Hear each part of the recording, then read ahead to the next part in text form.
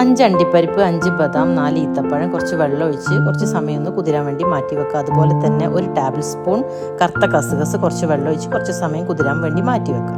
4 table spoon കൂവപ്പൊടി, 1.5 cup വെള്ളം ഒഴിച്ച് കുറഞ്ഞ തീയിൽ വെച്ച് കുറുക്കി വേവിച്ചെടുക്കുക. എന്നിട്ട് അതിലേക്ക് 2 ടേബിൾ സ്പൂൺ കണ്ടൻസ്ഡ് മിൽക്ക് ചേർത്ത് നന്നായിട്ടൊന്ന് ഇളക്കി യോജിപ്പിക്കുക.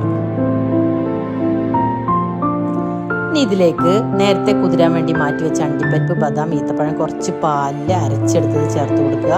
1/2 ലിറ്റർ പാലും ചേർത്ത് കൊടുത്ത് നന്നായിട്ടൊന്ന് ഇളക്കി യോജിപ്പിക്കുക. 2 ടേബിൾ സ്പൂൺ പഞ്ചസാര ചേർത്ത് കൊടുക്കുക. ഒരല്പം ഉപ്പ് ചേർത്ത് കൊടുക്കുക. മധുരം ഒന്ന് ബാലൻസ് ചെയ്യാൻ വേണ്ടിയിട്ടാണ്.